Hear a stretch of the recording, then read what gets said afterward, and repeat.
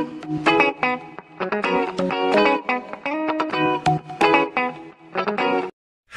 visuals, welcome to a special, well it is really special, edition of the Visualizer podcast, again with just me and Chris. Hi! And I'm debating Chris today. I swear You're debating me? I swear, no, not in this video, but I swear you keep fighting today. No! Every time we went into a shop, because we've been at town, I've got a haircut, we got our tickets to see something we're about to talk about in a second, but every time I went into a shop, I stood still for a second. Chris is browsing Funkos. I just smell shit. That's not me! I think Chris has been dropping dookie bombs everywhere. Nope. No, there's a good chance it could. But you were looking at the ventilation and Costas. You were probably planning how can you spread your fart seed through Carlisle. You were weirdly obsessed with that ventilation. Just touched it. Did you plant a fart bomb? No, hey, there's been a funky, even my mum's smelling, there's been a funky smell lingering around Carlisle town today. It's full of weird, crazy thing. Yeah. But anyway, something happens in, what is this, Tuesday, Wednesday, Thursday, in about, at the time of listening to this, in about, let's just say, 50 hours or so. Me and Chris, at the time of the visuals, listen to this, in about 50 hours time after it, 48 hours-ish, something special happens. Me and Chris have just got our tickets for Captain Marvel. And it's going to be a huge thingy point. So this is just going to be a bit of fun, right? We don't have to get all nerdy MCU-y type shit. Just as the film on a whole, cast, story, whatever it is, and you don't know much about Captain Marvel, what do you want the film to give to you? What are you expecting? What are you hoping for? And again, there's no wrong answers. It's just what you want to see from what you've seen so far. Well, basically, what I'm seeing so far is basically something I'm getting. I'm getting to know this character. That's what you want. You want a nice in-depth story, but you don't want it to be dragged out. Yeah, or... as long as I get to know this character, it's like I don't have to go through every fucking inch of her life. Yeah. But as long as I get to know this character, and then it'd be, well, where she's been for the past 10 years. That was going to be my next question. Do you want to know more about her? How she's going to help the MCU, or where she's been, or what? Which one's probably the big... a bit of everything. Yeah. But it is the big question, why has it took... Fair enough, it's... I don't know, actually, but... It's more to the point where she's been since day one. Yeah, this is the 90s. Yeah. So, yeah, I agree with you. I mean, the least point is because I want a well-delivered origin story, but at the same time it's weird because I'm not bothered because I know who she is. I know Carol Danvers, I know her history and stuff like that. I want to explore outer space a bit more, somewhere different where the Guardians haven't been. But yeah, ultimately I want to know where she's been. Like, we theorized so many fucking times where she's been. I think she's in the quantum realm somewhere, and we're going to get an Ant-Man bumping into her type thing and pulling her out. But the only thing is, I can't put together why would Nick Fury page her. But again, he doesn't know that she might be trapped somewhere because we've got Ronan the Accuser back in this. So maybe she could be lingering around planets for all we know. Yeah, maybe she's just trying to answer some sort of self-question. Unaware that the problem is going on. Exactly. But like I've said, she's fought the children, well, the Dark Order, the Black Order. But Obsidian Core has her sash. Do you want a full-on space film? Do you want there to be space and Earth bits? Do you want there to be... Because the Skrulls are in this as well, remember? That's a new villain, which new to you, isn't it? Yeah. I don't want a full-on space film, because it'd be weird. Do you think it'd be weird? Yeah. The sequence, though, the trailer where she's flying through space, I think it looks fucking sick. That looks mean, but as long as we stick to Earth. You want to be on Earth. You're a bit of back and forth. Yeah. Because obviously you're going to learn about Carol when she was on Earth as a pilot and stuff, where she's been with... who I'm saying is Captain Marvel. The fuck is it? Jude Law. Thank you, Chris. Ronan stuff, Skrulls. There's a weird... I don't know if it's a beach or if it's like a space beach. There's a scene there. So I think we are going to hit everywhere. I think. Should be good. How do you think? If you could just randomly guess, again, no questions, how do you think she's going to... How this film's going to now tie in? Again, just complete fucking guess. Or how would you like it? What would be cool for you to see? I think it might end her receiving the text. Just her seeing the Nick Fury alert. But this time she's going to see like an eye patch symbol. Oh, good, Nick! I think that's how it's going to end. And then I think that's how she's going to come into the Avengers. Yeah, because maybe there's some sort of system. Because it's it's not like a normal page. It's like, it's weirdly done. So maybe...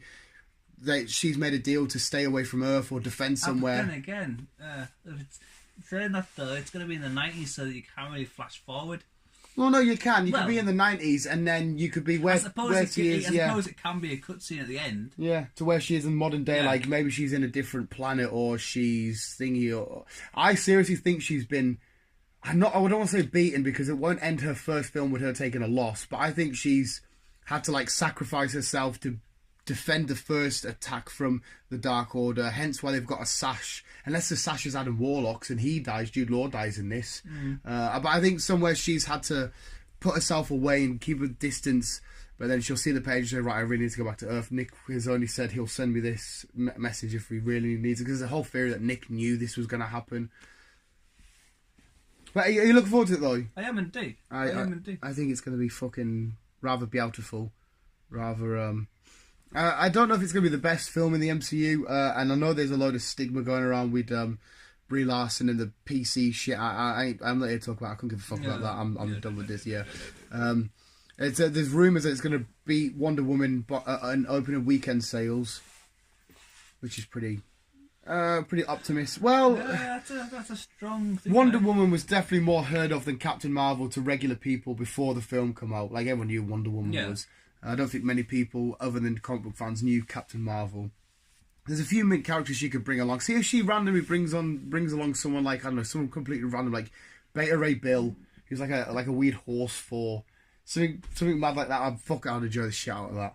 I'm excited to see Ronan. I want to see how Ronan fits in this. This might be, you might see the beef, because remember from Guardians Volume 1 where Ronan turned his back on Thanos. You might see the start of that beef. Yeah. I can't exactly... Did you see the horse? Does she have a horse? Beta Ray Bill? Not a horse? No, she hasn't got a horse. What are you on about? Someone on a horse. Or am I thinking of someone else? Someone on a horse? Wonder Woman has a horse. Wonder Woman rides a horse. It might have been the horse. It might have been Wonder Woman. Someone had a horse. She's got a cat. There's a cat in this, but not like just a regular cat. I think it might have been Wonder Woman. It was a person who she fell in love with, and it turned out to be a horse. It might have been. Well, no, wait. Okay, now that's not Wonder Woman. I did 5 fast facts on it. I can't remember who it was. I did FFF, and I can't remember who it was. Unless there's a comic book story that I've completely overlooked or forgotten about. She was in love with a horse. No, not a horse. She was in love with a person, and then. That person turned into a horse. That person turned into a horse. That so does sound kind of like in love with a horse. That does sound like a weird Marvel arc somewhere along the lines, but maybe it's one that I haven't read. I'll have to have a look. Let's see if yeah, you confuse the shit out of me now. Yeah. But yeah, this film should be insane. Like I said, I really do think Ant-Man's going to be the link between her and thinking like she's going to have... The only thing is, how would she have shrunk down to the quantum realm? But she might have been... It's going to have to be Hank Pymp. Pimp. Yeah, it's going to have to be Hank. It's going to be... For all we know, Hank could be in the end of this film, and he's... Because obviously Paul Rudd won't really exist, will he? Well, no, but the way I'm thinking it is somehow she gets in the quantum realm, and she's been drifting around for years, and when we ended with Ant-Man and the Wasp, he's currently in the quantum realm, and they're going to be, oh shit, we've hit each other. So she's been wandering around since the 90s till now. He's just entered... They tell each other, she's like, I've got this alert from Nick Fury. I know Nick Fury. Well, this is all really bad. She means, well, if this happens, this has happened. Oh, shit, I can get us out. They get out. That's how they introduce everybody. But because I don't think they would have revealed any Avengers trailers with her in it, because then you're going to spoil what's going to kind of happen with this film. So the next Avengers trailer, we might see her in it. I wonder if we'll get to see a sneak peek on midnight. Of Endgame. Yeah. Hey, well, it is really close. Because it's just like you're going to see her, and then a month later we're seeing Avengers. So I wonder if they might give a sneak peek of what's happening there. Yeah, we might do. We might do, because it doesn't matter if it kind of tells us because we're watching the film. I think because what the significance of Endgame is, I don't think we're going to get a silly cameo or a cutscene. It's going to be a really serious fucking. Because we'll have the first one and the second one. Obviously, it's going to tie into Endgame at some point. Yeah, maybe it's there's still Adam Warlock, which hasn't been revealed from Guardians of the Galaxy Volume 2. Maybe that's in there somewhere. There's so much weird shit that can go down. It is really hard thinking about how we can plot where she's been and how she's going to get to helping the Avengers. I've just been chilling. Just sat there like, I don't care about Ultron. That's not my fight. That's quite plausible to fit. That's not my fight. But then again, no, she's a defender of Earth. And Nick knows this, and Nick knows she's got her as an ally and stuff. But why? I don't understand why it took them so long to get her in. Whereas it took them 10 years. What, to get Captain Marvel? Yeah, that's what I mean. That's the only reason why she would have missed these other conflicts is because she's been trapped somewhere. Hence the quantum realm theory. Or completely miles off in another fucking universe, galaxy, planet. She has to have been trapped somewhere or have absolutely zero knowledge of what the fuck's going on. And Nick's only said, well, I'll bring you back when I really fucking need you, like, desperate times. Yeah.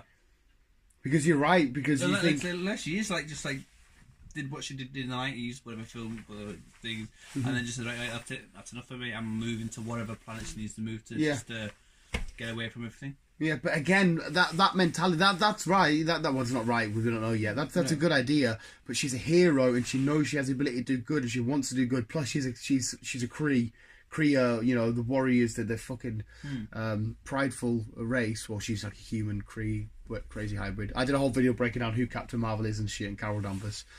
See, it could go either way. She could be retired, she could be like having enough, or she could be a prisoner on another planet, or in time warp, or... I think the biggest key feature is the way Nick Fury communicates with her is a weird little device, little antenna. It looks oldish. I think that's the only way, and obviously it doesn't send a message, it just sends a symbol, so obviously she'll get the alert, the same symbol might pop up.